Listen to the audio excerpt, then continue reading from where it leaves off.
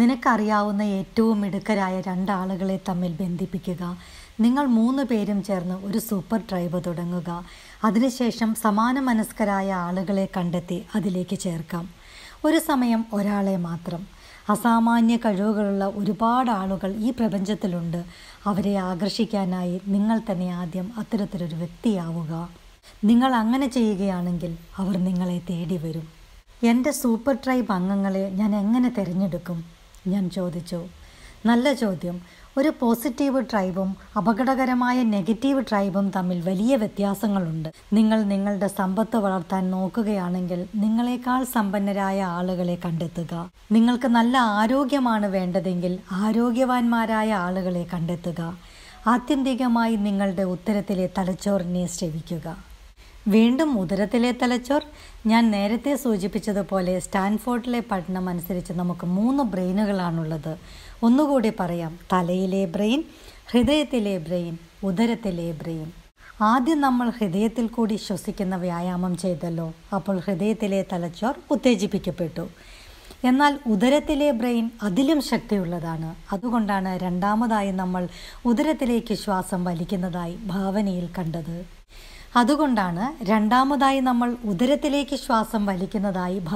കണ്ടത്. നമ്മുടെ ശരീരത്തിലെ 90% സെറാട്ടോണിനും 60% ഡോപാമിനും പുറപ്പെടുവിക്കുന്നത് ഇവിടെ നിന്നാണ്. ഈ 2 ചങ്ങാതിമാരുമാണ് നമ്മുടെ മനസ്സിലെ സന്തോഷം നിലനിർത്തുന്നത്. എൻ്റെ ദൈവമേ, തലയിലെ തലച്ചോറിനേക്കാളും കൃത്യമായി ആളുകളെയും സാഹചര്യങ്ങളെയും വിശകലനം ചെയ്യാനുള്ള കഴിവ് ഉദരത്തിലെ തലച്ചോറിനാണുള്ളത്. അതുകൊണ്ടാണ് ആ തലച്ചോറിനെ ശ്രവിക്കുക.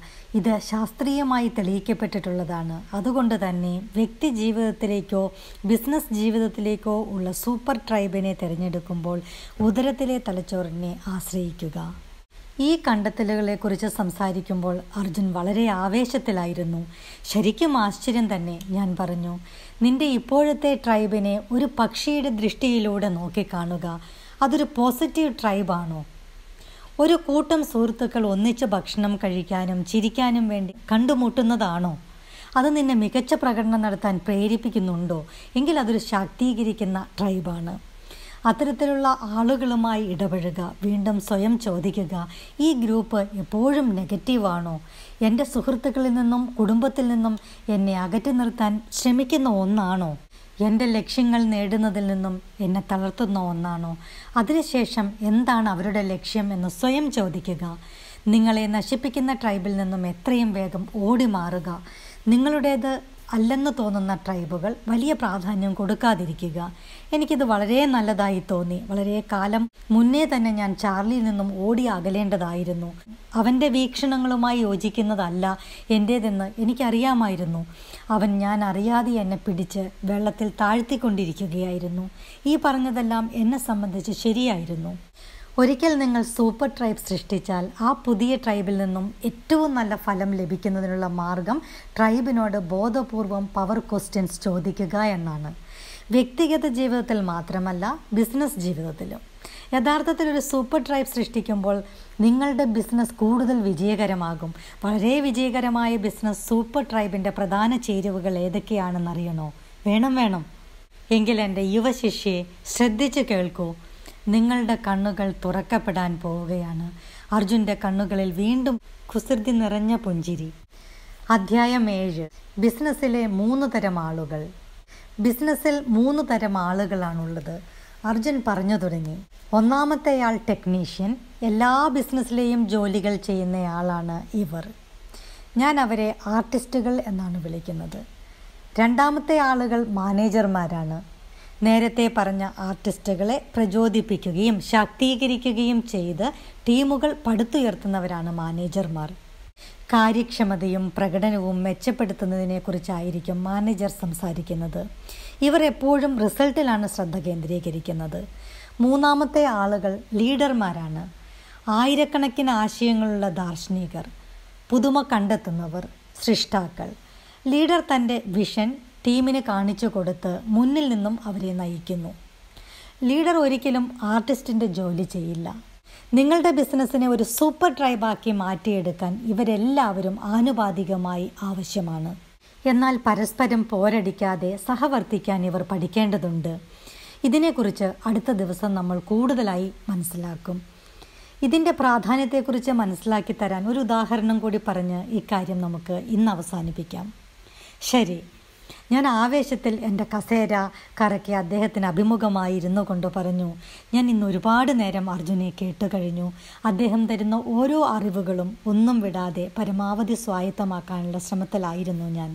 നെല്ല് വിളഞ്ഞ് വിളവെടുക്കുന്നതിന് തയ്യാറെടുക്കുന്ന ഒരു പാടത്തെക്കുറിച്ച് സങ്കല്പിക്കുക. ഒരു ലീഡറുണ്ട്, അതായത് പാടത്തിൻ്റെ ഉടമ. അവളുടെ മാനേജരും ജോലിയെടുക്കാനുള്ള ആർട്ടിസ്റ്റുകളും വിളവെടുപ്പ് ആരംഭിക്കുന്നതിന് മുൻപ് പാടത്തിൻ്റെ വരമ്പിൽ വെച്ച് കണ്ടുമുട്ടുമെന്ന് തീരുമാനിക്കുന്നു. രാവിലെ 9 മണിക്ക് കണ്ടുമുട്ടാമെന്നാണ് അവർ ഏറ്റിരിക്കുന്നത്. എന്നാലും ലീഡർ സമയത്തെത്തുമെന്ന് മാനേജറിനും ആർട്ടിസ്റ്റുമാർക്കും വിശ്വാസം വന്നില്ല. കാരണം അവൾ എപ്പോഴും വൈകിയാണ് എത്തുന്നത്. അവൾ എപ്പോഴും പുതിയ ആശയങ്ങളെക്കുറിച്ചുള്ള ചിന്തയിലും പുതിയ ഉൽപ്പന്നങ്ങളോ സേവനങ്ങളോ വിഭാവനം ചെയ്യുന്നതിലുള്ള തിരക്കിലാണ്. കൂടാതെ നെല്ല് വാങ്ങുന്ന ഉപഭോക്താക്കളുമായി നിരന്തരം സമ്പർക്കത്തിലാണവൾ. ബിസിനസ് മുന്നോട്ട് കൊണ്ടുപോകാൻ അവൾ എന്തെല്ലാം കാര്യങ്ങൾ ചെയ്യേണ്ടതുണ്ടെന്ന് മനസ്സിലാക്കാൻ അവൾക്ക് മിക്കപ്പോഴും കഴിഞ്ഞില്ല. അതെല്ലാവർക്കും തൊഴിൽ നൽകിക്കൊണ്ട് പ്രതീക്ഷിച്ചതുപോലെ തന്നെ മാനേജറും ആർട്ടിസ്റ്റുമാരും കൃത്യസമയത്ത് തന്നെ ജോലിക്കെത്തി. പ്രതീക്ഷിച്ചതുപോലെ മാനേജർക്ക് ഫോണിൽ ലീഡറുടെ ഒരു സന്ദേശം ലഭിച്ചു. താൻ കുറച്ച് പിന്നിലാണ്, എന്നാൽ അധികം വൈകാതെ അവിടെ എത്തുമെന്ന് പറഞ്ഞ്. ഇവർ ഇപ്പോഴൊന്നും വരാൻ പോകുന്നില്ല, മാനേജർ ചിന്തിച്ചു. എന്നിട്ട് അയാൾ ഒരു തീരുമാനമെടുത്തു. നിങ്ങൾക്കറിയാമോ, ഇത് കാര്യക്ഷമതയുടെ പ്രശ്നമാണ്. നമ്മൾ നമ്മുടെ സമയം പാഴാക്കുകയാണ്. സമയം നഷ്ടപ്പെടുത്തുന്നു എന്ന് പറഞ്ഞാൽ വരുമാനം നഷ്ടപ്പെടുത്തുന്നു എന്നാണ്. നമ്മുടെ ലീഡറിന് വേണ്ടത് എന്താണെന്ന് എനിക്കറിയാം. അവർക്ക് വേണ്ടത് റിസൾട്ടാണ്. അതുകൊണ്ട് മാനേജർ അവരോട് വിളവെടുപ്പ് ആരംഭിക്കാൻ പറഞ്ഞു. ആർട്ടിസ്റ്റുമാർ നല്ല കഴിവുള്ളവരും മിടുക്കന്മാരുമാണ്. വളരെ കുറച്ച് സമയം കൊണ്ട് അവർ പാടത്തിൻ്റെ പകുതിയോളം വിളവെടുത്തു കഴിഞ്ഞു. മാനേജർ അവരുടെ പുരോഗതി വിലയിരുത്തുകയും ചില മെച്ചപ്പെടുത്തലുകൾ നിർദ്ദേശിക്കുകയും ചെയ്തു. വിളവെടുക്കാനുള്ള കാര്യക്ഷമത വർദ്ധിപ്പിക്കുവാൻ നിങ്ങൾക്ക് ഒരു മാർഗമുണ്ട്, അദ്ദേഹം പറഞ്ഞു. അദ്ദേഹം തൻ്റെ സൂപ്പർ എഫിഷ്യൻ്റ് വിളവെടുപ്പ് പദ്ധതി, അതായത് എല്ലാ അരമണിക്കൂറിന് ശേഷം ഇടവേളയെടുത്ത് ജോലി ചെയ്യുന്ന രീതിയും നടപ്പാക്കി. അവരുടെ കാര്യക്ഷമത നാടകീയമായി വർദ്ധിച്ചു, അർജുൻ വിശദീകരിച്ചു. പെട്ടെന്ന് തന്നെ കൊയ്ത്തിൻ്റെ അവസാനമായി, അതും തീരുമാനിച്ച സമയത്തിന് മുന്നേ തന്നെ. മാനേജർക്ക് വളരെ അഭിമാനം തോന്നി. പണിയായുധങ്ങൾ താഴെ വെക്കുന്ന സമയത്ത് ലീഡർ എത്തി. മാനേജർ ആവേശം കൊണ്ട് ലീഡറുടെ അടുത്തേക്ക് ഓടി. ലീഡറുടെ നിർദ്ദേശം ഇല്ലാതെ തന്നെ ജോലി തീർത്തതിൻ്റെ സന്തോഷത്തിൽ മാനേജർ വായ തുറക്കുന്നതിന് മുൻപ് തന്നെ ആ കാഴ്ച കണ്ട് ഞെട്ടി നിൽക്കുകയാണ് ലീഡർ. എൻ്റെ ദൈവമേ, നിങ്ങൾ വിളവെടുത്തിരിക്കുന്നത് മറ്റൊരു പാടത്താണ്. അവർ ഉറക്കെ പറഞ്ഞു. നിനക്ക് കാര്യം മനസ്സിലായില്ലേ? തൊട്ടപ്പുറത്ത് കിടക്കുന്ന ദേഷ്യക്കാരൻ വിജയരാഘവൻ ചേട്ടൻ്റെ പാടമാണ് മാനേജരും കൂട്ടരും കൊയ്തിരിക്കുന്നത്. മാനേജ്മെൻ്റ് എന്നാൽ കാര്യങ്ങൾ ശരിയായി ചെയ്യുന്നതാണ്. ലീഡർഷിപ്പ് എന്നാൽ ശരിയായ കാര്യങ്ങൾ ചെയ്യുന്നതാണ്. Peter Drucker. അർജുൻ്റെ ആശയങ്ങളോട് യോജിച്ചുകൊണ്ട് ഞാൻ പറഞ്ഞു, ശരിയാണ് ലിൻഡ, എവിടെയാണ് വിളവെടുക്കേണ്ടത് എന്നറിയാവുന്ന ഒരേ ഒരു വ്യക്തി ലീഡർ മാത്രമാണ്. ഈ പാടത്ത് തന്നെയാണോ വിളവെടുക്കേണ്ടത്? മറ്റൊരു വാക്കിൽ ചോദിച്ചാൽ ഇതുതന്നെയാണോ ശരിയായ വിപണി? എന്താണ് നമ്മുടെ മാത്രമായ തനത് സവിശേഷത? എങ്ങനെയാണ് പുതുമ കൊണ്ടുവരേണ്ടത്? എങ്ങനെയാണ് നമ്മുടെ ഉപഭോക്താക്കൾക്ക് വിപണിയിലെ മറ്റാരും നൽകുന്നതിനേക്കാൾ മൂല്യം നൽകേണ്ടത്?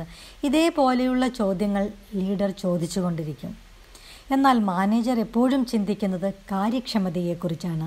എത്രമാത്രമാണ് വിളവെടുക്കേണ്ടത് എന്നത് മാത്രമാണ് അയാൾക്ക് അറിയാവുന്നത്.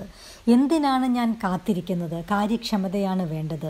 നമുക്ക് വിളവെടുക്കാം. ആർട്ടിസ്റ്റ് ആകട്ടെ, മാനേജർ എന്തു പറയുന്നുവോ അത് അതേപടി അനുസരിക്കുന്നു. ഏറ്റവും നന്നായി വേഗത്തിൽ വിളവെടുക്കുന്നു. ഇനിയുള്ള ചോദ്യം നിനക്കുള്ളതാണ്. ഈ 3 റോളുകളിൽ ബിസിനസ്സിൽ നിന്നെ സൂചിപ്പിക്കുന്നത് ഏത് റോളാണ്? അതൊരു കടുപ്പമുള്ള ചോദ്യമാണ്. എൻ്റെ ബിസിനസ്സിൽ എല്ലാ ജോലികളും ചെയ്യുന്നത് ഞാനായിരുന്നു എന്നത് പരിഗണിക്കുമ്പോൾ ഞാനൊരു ആർട്ടിസ്റ്റാണ് എന്ന് പറയേണ്ടി വരും. എന്നിരുന്നാലും ഞാൻ എന്നെ തന്നെ മാനേജ് ചെയ്തും അതുകൊണ്ട് മാനേജറുടെ റോൾ ചെയ്തു. ഒപ്പം ഞാനൊരു ലീഡറും ആയിരുന്നു. എന്നിരുന്നാലും ലാളിത്യം കൊണ്ട് പറഞ്ഞാൽ ഞാനൊരു ആർട്ടിസ്റ്റാണ്. ഒടുവിൽ ഞാൻ പറഞ്ഞു, കാരണം ഞാൻ ബിസിനസ് സൊല്യൂഷൻസ് നൽകുന്ന എഞ്ചിനീയർ ആയിരുന്നല്ലോ. അദ്ദേഹം വിശാലമായി പുഞ്ചിരി കൊണ്ട് കൈകൾ കിച്ചൺ കൗണ്ടറിൽ അടിച്ച്, വളരെ ശരിയാണ്. നിനക്കൊരു കാര്യം അറിയാമോ? ലോകത്തിലെ ബഹുഭൂരിപക്ഷം ചെറിയ ബിസിനസ്സുകളും നടത്തുന്നത് ആർട്ടിസ്റ്റുകളാണ്. എന്തുകൊണ്ടെന്നാൽ നമ്മുടെ ടെക്നീഷ്യനായി കുറേ കാലം ഒരു കമ്പനിയിൽ ജോലി ചെയ്യുമ്പോൾ നമ്മൾ വിചാരിക്കും സ്വന്തമായ ഒരു സ്ഥാപനം തുടങ്ങിയാൽ കൂടുതൽ നന്നായി ചെയ്യാമല്ലോ എന്ന്. അങ്ങനെ നമ്മൾ ഒരു ബിസിനസ് തുടങ്ങി ഒരു ആർട്ടിസ്റ്റിനെ പോലെ ബിസിനസ് നടത്തുന്നു. ആരെ പോലെയാണ് നമ്മൾ ചിന്തിക്കുന്നത്? ആരെയാണ് നമ്മൾ ജോലിക്കെടുക്കുന്നത്? ആരുടെ ചിന്താഗതിയാണ് നമുക്കുള്ളത്?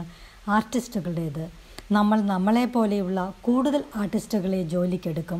അവസാനം നമ്മുടെ കമ്പനി ആർട്ടിസ്റ്റുകളുടെ ഒരു സമാജമായി മാറും. അയ്യോ അർജുൻ, ഇപ്പോൾ പറഞ്ഞത് എൻ്റെ കമ്പനിയെ പോലെ തോന്നുന്നു. ഞാൻ മടിച്ചു പറഞ്ഞു. ഞാൻ ഒരിക്കലും ആ വഴിക്ക് ചിന്തിച്ചില്ല. മാനേജറും ലീഡറും ഞാൻ തന്നെയാണെന്നാണ് ഞാൻ വിചാരിച്ചത്. എൻ്റെ സോഫ്റ്റ്വെയർ കമ്പനി മുന്നോട്ട് കൊണ്ടുപോകാൻ ഞാൻ എന്നെപ്പോലെയുള്ള സോഫ്റ്റ്വെയർ എഞ്ചിനീയർമാരെ ജോലിക്കെടുത്തു. ആഹാ ലിൻഡ, അതാണ് ആർട്ടിസ്റ്റുമാരുടെ മാനസികാവസ്ഥ. നീ ഒരു ശരിക്കും ആർട്ടിസ്റ്റാണ് എങ്കിൽ ഒരു ലീഡറിനെ ജോലിക്കെടുക്കുകയായിരുന്നു നീ ചെയ്യേണ്ടിയിരുന്നത്. അല്ലെങ്കിൽ പതിയെ നീ തന്നെ ഒരു ലീഡറായി മാറുകയാണ് വേണ്ടിയിരുന്നത്. എന്നാൽ തുടക്കത്തിൽ നമുക്കിത് സാമ്പത്തികമായി താങ്ങാനായി എന്ന് വരില്ല. അപ്പോൾ നീ എന്തു ചെയ്യണം? വളരെ എളുപ്പം. ഞാൻ എന്നെ തന്നെ ക്ലോൺ ചെയ്ത് 3 ലിൻഡമാരെ ഉണ്ടാക്കും. 3 റോളുകൾ ഒരുമിച്ച് ചെയ്യും. അദ്ദേഹം പൊട്ടിച്ചിരിച്ചു. നിന്റെ ബിസിനസ് നന്നായി നടക്കുന്നില്ലെങ്കിൽ നല്ലൊരു ലീഡറിനെ ജോലിക്കെടുക്കാനുള്ള പണം നിനക്ക് എവിടെ നിന്നും കിട്ടും? എനിക്കറിയില്ല മാഷേ, ഞാൻ സമ്മതിച്ചു. ഇതാണ് അതിനുള്ള ഉത്തരം. നീ കുറേ കാലം ആർട്ടിസ്റ്റായി ജോലി ചെയ്യുകയായിരുന്നുവെങ്കിലും ഒരു മാനേജറും ലീഡറും നിന്റെ ഉള്ളിൽ തന്നെ ഉണ്ട് ലിൻഡ. അതുകൊണ്ടാണ് നീ ഒരു ബിസിനസ് തുടങ്ങിയത് തന്നെ. നിനക്കൊരു ലീഡറായി പുതിയ ആശയങ്ങളുമായി വരാനാകും. എന്നാലൊപ്പം മാനേജറുടെ ജോലി എടുക്കാനും പറ്റുമെന്ന് നീ സ്വയം വിശ്വസിച്ചു. എന്നാൽ പിന്നീട് എന്താണ് സംഭവിച്ചതെന്ന് വെച്ചാൽ നീ അറിവില്ലായ്മയെ പൂർണ്ണമായും അവഗണിച്ചു. നിനക്കറിയാവുന്ന കാര്യത്തിൽ മാത്രം ശ്രദ്ധ കേന്ദ്രീകരിച്ചു. അതായത് ആർട്ടിസ്റ്റിൻ്റെ ജോലി മാത്രം ചെയ്തു. ഇതിൽ നിനക്ക് ചെയ്യാൻ പറ്റാതെ പോയ കാര്യം ഏതാണെന്ന് പറയാമോ? എങ്ങനെയാണ് വളരെ മികച്ചതായി പുതുമ കണ്ടെത്തുകയും മാനേജ് ചെയ്യുകയും ചെയ്യുന്നത് എന്ന് ഞാൻ ഊഹിച്ചു പറഞ്ഞു. വളരെ ശരിയാണ്. ഒരു ലീഡറും മാനേജറുമായി നിങ്ങളുടെ ബിസിനസ്സിൽ വൈദഗ്ധ്യം നേടാനുള്ള സമയം മാറ്റിവെക്കാൻ സംരംഭകർക്ക് കഴിയണം. പക്ഷേ ഒരു കാര്യം ഓർമ്മിക്കുക, നിന്റെ ശക്തി കിടക്കുന്നത് നിനക്ക് കിട്ടിയിരിക്കുന്ന സ്വതസിദ്ധമായ കഴിവുകളിലാണ്, നിന്റെ യഥാർത്ഥ ഐഡൻറ്റിറ്റിയിൽ. നിന്റെ ഏറ്റവും വലിയ അവസരങ്ങൾ കിടക്കുന്നത് നിന്റെ ദൗർബല്യങ്ങളിലാണ്, നിന്റെ നിഴലുകളിൽ. അതുകൊണ്ടാണ് ഇന്നൊരു ആർട്ടിസ്റ്റായി ജോലി ചെയ്യുക, നാളെ 2 മണിക്കൂർ ഒരു മാനേജറുടെ മനോഭാവത്തിൽ ജോലി ചെയ്യുക. എല്ലാ ദിവസവും 1 മണിക്കൂറെങ്കിലും ഒരു ലീഡറെ പോലെ ചിന്തിക്കുക. ബിസിനസ്സിൽ വൈദഗ്ധ്യം നേടാനുള്ള മാർഗം ഇതാണ്. മിക്ക സംരംഭകരും തങ്ങളുടെ ബിസിനസ്സിനെ മാസ്റ്റർ ചെയ്യാറില്ല. അവർ തങ്ങളുടെ ബിസിനസ്സിൽ ജോലി ചെയ്യുന്നു, എല്ലാ സമയവും ആർട്ടിസ്റ്റായിരിക്കുന്നു. മാനേജ്മെൻറ്റിനും ലീഡർഷിപ്പിനും പുതുമ കണ്ടെത്തലിനുമായി സമയം നൽകുന്നില്ല. അർജുൻ പറഞ്ഞത് വളരെ ശരിയാണ്. മൊബൈൽ ആപ്പുകൾ ഉണ്ടാക്കുന്ന ബിസിനസ്സിലാണ് നിങ്ങൾ ജോലി ചെയ്യുന്നത് എങ്കിൽ പ്രാധാന്യമുള്ള കാര്യങ്ങളെക്കുറിച്ച് കുറച്ചൊന്നും ചിന്തിക്കാതെ നിങ്ങൾ കൂടുതൽ ആപ്പുകൾ ഉണ്ടാക്കുന്നതിൽ മുഴുകിയിരിക്കുകയാണ്. അപ്പോൾ നിങ്ങൾ നിങ്ങളുടെ ബിസിനസ്സിൻ്റെ ഓപ്പറേറ്റർ മാത്രമാണ്, അല്ലാതെ സംരംഭകയല്ല. ഒരു മുഴുവൻ സമയ ജോലി പോലെ മാത്രമേ ഇതാകുന്നുള്ളൂ. ഒറ്റ വ്യത്യാസമേ ഉള്ളൂ. കുറച്ച് പണത്തിന് വേണ്ടി നിങ്ങൾ 80 മണിക്കൂറുകൾ ജോലി ചെയ്യുകയാണ്. കേട്ടിട്ട് സാമ്യം തോന്നുന്നുണ്ടോ? കുറ്റബോധം കൊണ്ടും നാണക്കേടുകൊണ്ടും ഞാൻ പതിയെ പറഞ്ഞു. അതെ, അതായിരുന്നു ഇക്കാലം അത്രയും ഞാൻ ചെയ്തത്. എങ്ങനെ എനിക്ക് ബിസിനസ്സിനെ മാസ്റ്റർ ചെയ്യാനാകും? മാസ്റ്ററിംഗ് ബിസിനസ് എന്ന് വെച്ചാൽ പുതിയ ആപ്പുകൾ വിൽക്കാനുള്ള പുതിയ വിപണികൾ കണ്ടെത്തുക, മാർക്കറ്റിംഗ്. അത് ഏറ്റവും മികച്ച രീതിയിൽ ആപ്പ് ഉണ്ടാക്കാനുള്ള വഴികൾ കണ്ടെത്തുക, ഇന്നവേഷൻ. ഉപഭോക്താവിലേക്ക് എത്തിക്കുക, വിതരണം. നിങ്ങളുടെ ഇൻവെൻ്ററി മാനേജ് ചെയ്യുക, ഒപ്റ്റിമൈസേഷൻ. എല്ലാത്തിനേക്കാളും പ്രധാനമായി ലോകോത്തര ടീം കെട്ടിപ്പടുക്കുക. ഈ ഘട്ടത്തിലെത്തുമ്പോൾ നീ ശരിക്കും ബിസിനസ്സിൻ്റെ ഉടമയാകുന്നു. ഇക്കാലം അത്രയും ഞാൻ ജോലി ചെയ്യുകയായിരുന്നു. എന്നിട്ടും എന്തുകൊണ്ടാണ് എവിടെയും എത്താത്തതെന്ന് അത്ഭുതപ്പെടുകയായിരുന്നു. ഇപ്പോഴെനിക്ക് മനസ്സിലായി, ഞാൻ ബിസിനസ്സിലെ മറ്റ് 2 ആളുകളെ അവഗണിക്കുകയായിരുന്നു. എന്നിലെ മാനേജരെയും ലീഡറെയും. എന്തൊരു കഷ്ടം! 4 കോടി കടം വരുത്തി വയ്ക്കുന്നതിന് മുൻപ് എന്തുകൊണ്ട് ഞാൻ അർജുനെ കണ്ടുമുട്ടിയില്ല? ഹോ, നിൽക്ക്. അർജുൻ ഇവിടെ ഇല്ലാത്ത രീതിയിലാണല്ലോ എൻ്റെ ചോദ്യം. അതായത് എനിക്ക് സഹായം ആവശ്യമായിരുന്നു, എന്നാൽ എനിക്കത് കിട്ടിയില്ല എന്നതുപോലെ. എൻ്റെ ചോദ്യത്തിൽ മാറ്റം വരുത്തി അത് പവർ ക്വസ്റ്റ്യൻസ് ആക്കണം. ഇങ്ങനെയാണ് എൻ്റെ പുതിയ ചോദ്യം. അർജുൻ, ഞാൻ പാത്രം സിങ്കിലേക്കിട്ട് അദ്ദേഹത്തിൻ്റെ നേരെ നോക്കി ചിരിച്ചു. എൻ്റെ ബിസിനസ് ആക്സിലറേഷൻ കോച്ചായുള്ളപ്പോൾ എനിക്കിപ്പോൾ എങ്ങനെ കാര്യങ്ങൾ വ്യത്യസ്തമായി ചെയ്യാൻ കഴിയും? അദ്ദേഹം ചിരിച്ചുകൊണ്ട് കണ്ണുകൾ അടച്ചു. അതൊരു മികച്ച ചോദ്യമാണ് ലിൻഡ. എനിക്കുള്ള ഒരു അഭിനന്ദനവും. നന്ദി. എങ്ങനെയാണ് എന്ന് നിനക്ക് പഠിക്കണോ? ഞാൻ തയ്യാറാണ്. ഞാൻ ചിരിച്ചു. അടുത്ത ആഴ്ച ഇതേ ദിവസം ഇതേ സമയം നമുക്ക് കാണാം. അധ്യായം 8. നിങ്ങളുടെ ഭൂതകാലത്തെ കീഴടക്കുക. പിന്നീടുള്ള ആഴ്ചയിലെ ഞങ്ങളുടെ കൂടിക്കാഴ്ചയ്ക്കായി അർജുൻ തിരഞ്ഞെടുത്ത സ്ഥലം സിക്കോയ നാഷണൽ പാർക്കിലെ വിസിറ്റർ സെൻ്റർ ആയിരുന്നു. എൻ്റെ ജീവിതത്തിൽ ഞാൻ ഏറ്റവും കൂടുതൽ കാലം ചെലവഴിച്ചിട്ടുള്ളത് ലോസ് ആഞ്ചൽസിലാണെന്നുള്ളതും ഇതുവരെ ഞാൻ സിക്കോയ നാഷണൽ പാർക്കിൽ പോയിട്ടില്ല. അർജുൻ അവിടെ എനിക്കായി എന്താണ് ഒരുക്കിയിരിക്കുന്നത് എന്ന് എനിക്കൊരു ധാരണയുമില്ല. പക്ഷേ ഇത്രയും കാലത്തെ പരിചയം വെച്ച് പറയുകയാണെങ്കിൽ ജീവിതം കീഴ്മേൽ മറിക്കുന്ന എന്തോ ഒരു പാഠം പഠിപ്പിക്കാനാണ് അദ്ദേഹം എന്നെ കാത്തിരിക്കുന്നത് എന്ന് ഉറപ്പാണ്. പാർക്കിലേക്ക് പോകാനായി ഡ്രൈവ് ചെയ്യുമ്പോൾ അർജുനുമായുള്ള ആ കൂടിക്കാഴ്ചയ്ക്ക് വേണ്ടി ഞാൻ മനസ്സുകൊണ്ട് തയ്യാറെടുക്കുകയായിരുന്നു. സ്വയം ഒന്ന് ചിരിക്കുന്നത് പോലും ഞാൻ പൂർണ്ണമായ സന്തോഷത്തിൻ്റെ അവസ്ഥ കൈവരിച്ചു എന്ന തലച്ചോറിനെ ബോധ്യപ്പെടുത്താനുള്ള ഒരടവാണ്. നിങ്ങൾ വിശ്വസിച്ചാലും ഇല്ലെങ്കിലും അതൊരു വലിയ സത്യം തന്നെയാണ്. പക്ഷേ ചാർലിയെക്കുറിച്ച് ചിന്തിക്കുമ്പോൾ ഈ സിദ്ധാന്തങ്ങൾ കൊണ്ടൊന്നും ഒരു കാര്യവുമില്ലെന്ന് തോന്നും. ദേഷ്യവും വിഷമവും വാശിയും എല്ലാം ചേർന്ന ഒരു സമ്മിശ്ര വികാരമാണ് വരുന്നത്. എന്തായാലും അർജുൻ വരട്ടെ, നമുക്ക് നോക്കാം. പാർക്കിൻ്റെ കവാടത്തിലേക്ക് കയറുമ്പോൾ ഞാൻ വീണ്ടും നല്ലൊരു ചിരി തന്നെ എൻ്റെ മുഖത്ത് സ്ഥാപിച്ചു. പാർക്കിലെ വിസിറ്റർ സെൻ്ററിലൂടെ കുറച്ചു നേരം അലഞ്ഞു തിരിഞ്ഞ് നടന്നപ്പോൾ അർജുൻ അതാ എന്നേക്കാൾ വലിയൊരു ചിരിയോടെ എൻ്റെ നേരെയായി വരുന്നു. Hello Linda. ഹായ് അർജുൻ. ഞാൻ ചിരിച്ചു. ഇന്നത്തെ പ്ലോട്ട് എന്താണ്? വിളവെടുക്കാനായി കാത്തു നിൽക്കുന്ന നെൽപ്പാടമാണോ അതോ ഇനി വല്ല റബ്ബർ തോട്ടവുമാണോ? ഞാൻ അർജുനെ ചെറുതായി ഒന്ന് കളിയാക്കിക്കൊണ്ട് ചോദിച്ചു. ഇത് നല്ലൊരു ദിവസമാണ്. പുറത്ത് വ്യായാമം ചെയ്യാൻ പറ്റിയ നല്ല കാലാവസ്ഥ. എന്താണ് നിന്റെ അഭിപ്രായം? അർജുൻ കുലുങ്ങി ചിരിച്ചു. ചെയ്യാമല്ലോ. വ്യായാമം പോലെ എനിക്ക് മടിയുള്ള കാര്യം വേറെയില്ല. എന്നാലും പുറമേ കാണിക്കാതെ ഞാൻ പറഞ്ഞിട്ട് അർജുനെ പിന്തുടർന്നു. അർജുൻ പൊട്ടിച്ചിരിച്ചു. പക്ഷെ കണ്ടിട്ട് തീരെ താല്പര്യമില്ലാത്തതുപോലെയുണ്ടല്ലോ. നിനക്കറിയാമോ, വ്യായാമം ചെയ്യുന്നത് വഴി ശരീരം എൻഡോർഫിൻ എന്ന ഹോർമോൺ പുറപ്പെടുവിക്കും. അത് നമ്മളെ കൂടുതൽ സന്തോഷവാന്മാരാക്കും ലിൻഡ. ശരി. ഏതാണ്ട് 1 വർഷത്തോളമായി ഞാൻ വ്യായാമം ചെയ്തിട്ടേയില്ലെന്ന കാര്യം അർജുനോട് തുറന്നു പറയാൻ എനിക്ക് തോന്നിയില്ല. നല്ല കയറ്റമുള്ള വഴിയാണ്. ഞാൻ കിതച്ചുകൊണ്ട് അർജുനൊപ്പം എത്താൻ ശ്രമിച്ചു. അല്ല, ഒരു സംശയം. ആർക്കാണിവിടെ പ്രായക്കൂടുതൽ? ലിൻഡ, നീ സ്ഥിരമായി വ്യായാമം ചെയ്യണം കേട്ടോ. നടക്കുന്നതിനിടെ ചിരിച്ചുകൊണ്ട് അർജുൻ പറഞ്ഞു. അതെ, എനിക്കറിയാം. എന്നാലും നിർബന്ധിച്ചതിന് നന്ദി. ഞാൻ കിതച്ചുകൊണ്ട് പറഞ്ഞു. നടക്കാൻ ഏറ്റവും ബുദ്ധിമുട്ടുള്ള സ്ഥലങ്ങൾ കഴിഞ്ഞില്ലേ? കഠിനമായത് നമ്മൾ പിന്നിട്ടില്ലേ? അർജുൻ പൊട്ടിച്ചിരിച്ചു. എപ്പോഴത്തെയും പോലെ അർജുൻ ഭയങ്കര സന്തോഷത്തിലാണ്. നീ ഇപ്പോഴും പറഞ്ഞത് എന്നെ ഒരു പഴയ കഥ ഓർമ്മിപ്പിക്കുന്നു. അർജുൻ വീണ്ടും കഥയോ? എൻ്റെ മനസ്സിൽ തോന്നുന്നത് എന്തും പറയാനുള്ള ഒരു ബന്ധം ഞങ്ങൾ തമ്മിൽ ഉണ്ടായി എന്ന് തിരിച്ചറിഞ്ഞപ്പോൾ എനിക്ക് സന്തോഷം തോന്നി. എന്ത്? എൻ്റെ കഥ നിനക്ക് ഇഷ്ടമല്ലെന്നോ? എനിക്ക് പെരുത്ത ഇഷ്ടമാണ്. അത് നന്നായി. കാരണം ഞാൻ ഇന്ന് നിന്നോട് പറയാൻ എത്ര കഥകൾ പഠിച്ചു വെച്ചിട്ടാണ് വന്നിരിക്കുന്നതെന്ന് അറിയാമോ? അർജുൻ വീണ്ടും ചിരിച്ചു. ഒരു സ്ത്രീ പ്രസവ വേദന അനുഭവിക്കാൻ തുടങ്ങിയിട്ട് നേരത്തോടു നേരമായി. വേദന കൂടുതൽ വഷളായിക്കൊണ്ടിരിക്കുകയാണ്. അവൾ നേഴ്സിനോട് ചോദിക്കുകയാണ്, സിസ്റ്റർ, നിങ്ങൾ പ്രസവങ്ങൾ കാണാൻ തുടങ്ങിയിട്ട് ഒരുപാട് നാളായില്ലേ? എന്നോടൊരു കാര്യം പറയാമോ? വേദനയുടെ ഏറ്റവും മോശം ഭാഗം ഇപ്പോൾ കഴിഞ്ഞിട്ടുണ്ടാകില്ലേ? അർജുൻ ഒന്ന് നിർത്തിയിട്ട് എൻ്റെ കണ്ണുകളിലേക്ക് നോക്കി. ഇതേ ചോദ്യം നമ്മൾ നമ്മുടെ ജീവിതത്തിലും ചോദിക്കാറില്ലേ? 2008 സാമ്പത്തിക വ്യവസ്ഥ മോശമായപ്പോൾ നമ്മൾ തുരങ്കത്തിൻ്റെ അവസാനത്തിലെത്തിയോ എന്ന് നീ ചോദ്യം ചോദിച്ചിട്ടുണ്ടാകുമല്ലോ. ഞാൻ തലയാട്ടി. 2008 മാത്രമല്ല, പലപ്പോഴും ഞാൻ ചോദിച്ചിട്ടുണ്ട്. അർജുൻ തുടർന്നു. അപ്പോൾ നേഴ്സ് ആ സ്ത്രീയോട് ഉത്തരം പറയുകയാണ്. ഓ ഇല്ല, ഇതാണ് ഏറ്റവും എളുപ്പമുള്ള ഭാഗം. ഏറ്റവും ബുദ്ധിമുട്ടുള്ള സമയം അടുത്ത 18 വർഷമാണ്. അദ്ദേഹം ചിരിച്ചുകൊണ്ട് പറഞ്ഞു. നിലവിലുള്ള എൻ്റെ പ്രശ്നങ്ങൾ കൂടുതൽ സങ്കീർണമാക്കാനായി എനിക്കേതായാലും കുട്ടികൾ ഇല്ല എന്ന സമാധാനത്തിൽ ഞാനും ചിരിച്ചു. നമുക്ക് ഇവിടെ കുറച്ചു നേരം വിശ്രമിക്കാം. അതോ ഞാൻ തല കറങ്ങി വീഴുന്നത് വരെ കാത്തിരിക്കണോ? ഞാൻ ചിരിച്ചുകൊണ്ട് ചോദിച്ചു. അർജുൻ ഒരു പടുകൂറ്റൻ സിക്കോയ മരത്തിൻ്റെ കീഴെയുള്ള ബെഞ്ചിൽ ഇരുന്നു കൊണ്ട് എന്നോട് ഇരിക്കാൻ ആംഗ്യം കാണിച്ചു. ഞാനതനുസരിച്ചു. ലിൻഡ, യാത്ര ആസ്വദിക്കാത്ത ഒരാൾക്ക് ഒരിക്കലും ലക്ഷ്യവും ആസ്വദിക്കാനാകില്ല. അർജുൻ വിരൽ ഞൊടിച്ചുകൊണ്ട് പറഞ്ഞു. എന്നാൽ യാത്രയിൽ മാത്രം കേന്ദ്രീകരിക്കുന്നവർക്ക് ലക്ഷ്യത്തിലെത്താനും സാധിക്കണമെന്നില്ല. രണ്ടും പരാജയമാണ്. അതുകൊണ്ട് ഇനി നമുക്ക് പരാജയത്തെക്കുറിച്ച് സംസാരിക്കാം. ആഹാ, പരാജയമോ? അവസാനം എനിക്കറിയാവുന്ന ഒരേ ഒരു കാര്യത്തിലേക്ക് വന്നല്ലോ. ഞാൻ ആ വിഷയത്തിൽ വിദഗ്ധയാണ് എന്ന് അർജുൻ അറിയില്ലേ? ഞാൻ കണ്ണുകൾ കറക്കി. ചോദിച്ചോളൂ, പരാജയത്തെക്കുറിച്ച് എന്തും എന്നോട് ചോദിച്ചോളൂ. ഒരു നിമിഷം പോലും പാഴാക്കാതെ അദ്ദേഹം എന്നോട് ചോദിച്ചു, ശരി, നിന്റെ ആദ്യത്തെ ബിസിനസ് പരാജയപ്പെട്ടപ്പോൾ നിനക്ക് എന്താണ് തോന്നിയത്? ഇതായിരിക്കും ഇന്നത്തെ വിഷയമെന്ന് എനിക്കൊരു ധാരണയും ഇല്ലായിരുന്നു. എവിടെ നിന്നും തുടങ്ങണമെന്ന് ഞാനൊന്ന് ആലോചിക്കട്ടെ.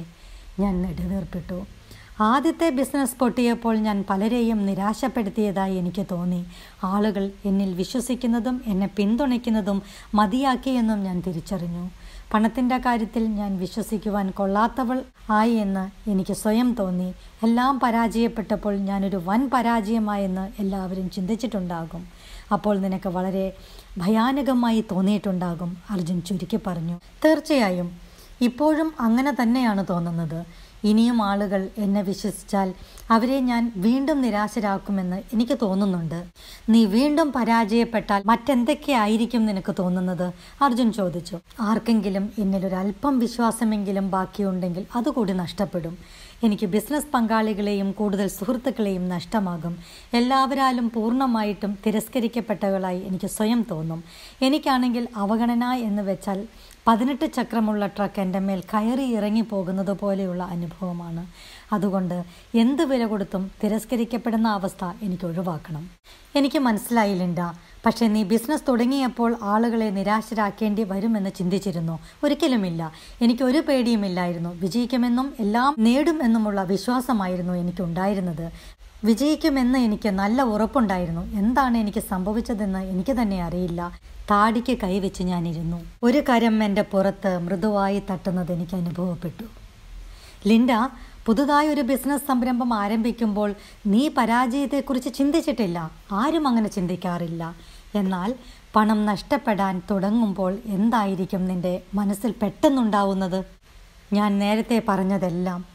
ഞാൻ പരാജയപ്പെടുകയും എൻ്റെ കുടുംബം നിരാശയിലാവുകയും ചെയ്താൽ എന്ത് ചെയ്യുമെന്ന് വിചാരിച്ചു. കണ്ണുനീർ പുറത്തു വരാതിരിക്കാൻ ഞാൻ പരമാവധി ശ്രമിച്ചു. ഇങ്ങനെ ഇവിടെ ഇരുന്ന് കരയേണ്ടി വരുമെന്ന് അറിയാമായിരുന്നു എങ്കിൽ ലോസ് ആഞ്ചലസിലെ എൻ്റെ മുറിയിൽ ഇരുന്ന് കരഞ്ഞാൽ മതിയായിരുന്നു. 3 മണിക്കൂർ ഡ്രൈവ് ചെയ്ത് ഇവിടെ മരങ്ങളുടെ ഇടയിലിരുന്ന് കരയേണ്ടി വരില്ലായിരുന്നു. ശരി, ഇനി ഞാൻ നിന്നോട് വളരെ പ്രധാനപ്പെട്ട ഒരു കാര്യം പറയാം. ആളുകൾ പരാജയത്തിൽ ശ്രദ്ധ കേന്ദ്രീകരിക്കുമ്പോൾ അവർ ഭയം കൊണ്ട് അന്ധരാകുന്നു. അർജുൻ കാലിന് മുകളിൽ കാൽ കയറ്റിയിരുന്ന് വിശദീകരിക്കാൻ തുടങ്ങി. എന്തു വില കൊടുത്തും തിരസ്കരണത്തെ ഒഴിവാക്കാൻ ശ്രമിക്കും എന്ന് നീ പറഞ്ഞു. അവഗണന എങ്ങനെയാണ് നിന്റെ ബിസിനസ്സിനെ നശിപ്പിക്കുന്നത് എന്ന് നമുക്ക് സംസാരിക്കാം. ഒരു ഉദാഹരണം പറയാം. ഒരു മരുഭൂമിയിലൂടെ കാറുകൾ മത്സരയോട്ടം നടത്തുകയാണ്. ഓരോ മൈലും കഴിയുമ്പോൾ ദൂരം രേഖപ്പെടുത്തിയിട്ടുള്ള ഒരു കുറ്റി നാട്ടിയിട്ടുണ്ട്. വളരെ വിദഗ്ധരായ ഡ്രൈവർമാർ പോലും മത്സരയോട്ടം നടത്തുമ്പോൾ ഈ കുറ്റിയിൽ വണ്ടിയുമായിട്ട് ചെന്നിടിക്കാറുണ്ട്. പക്ഷെ എങ്ങനെ? വളരെ വിശാലമായ മരുഭൂമിയിൽ ഒറ്റയ്ക്ക് നിൽക്കുന്ന മയിൽ കുറ്റികളാണവ. എന്നിട്ടും എങ്ങനെയാണ് അപകടം സംഭവിക്കുന്നത്? ഇവർക്ക് മറ്റേതെങ്കിലും ദിശയിലേക്ക് വാഹനം നീക്കാമല്ലോ. ഞാൻ സംശയത്തോടെ പറഞ്ഞു. അർജുൻ തലയാട്ടി. നീ ഇതിനെക്കുറിച്ച് ആഴത്തിൽ ചിന്തിക്കണം. ആ കുറ്റിയിൽ വണ്ടി ഇടിക്കാതിരിക്കാൻ അവർ ശ്രമിക്കുമ്പോൾ വണ്ടി നേരെ അതിലേക്ക് തന്നെ വന്നു കയറുന്നു. അതായത് അവർ അമിത ജാഗ്രത പുലർത്തുന്നത് വഴി അവർ കൊല്ലപ്പെടാനുള്ള സാധ്യത കൂടുകയാണ്. എനിക്കതിൽ അത്ര ബോധ്യം വന്നില്ല. പക്ഷേ അർജുൻ, അവർ വേണ്ടത്ര കരുതൽ എടുക്കാതിരുന്നാൽ സ്ഥിതി എന്തുമാത്രം വഷളാകുമെന്ന് ആലോചിച്ചു നോക്കൂ. നിന്റെ സംശയം എനിക്ക് മനസ്സിലായി, അദ്ദേഹം തലയാട്ടിക്കൊണ്ട് പറഞ്ഞു. ബിസിനസ്സിൽ ഭൗതികമായി ചിന്തിക്കണം, ആവശ്യത്തിന് മുൻകരുതൽ എടുക്കണം. ഇതൊക്കെ നിർബന്ധമായും ചെയ്യേണ്ടത് തന്നെയാണ്.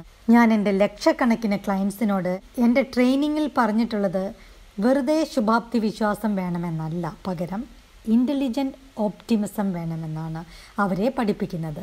ഇതിനെക്കുറിച്ച് വിശദമായി നമുക്ക് മറ്റൊരു സമയത്ത് സംസാരിക്കാം.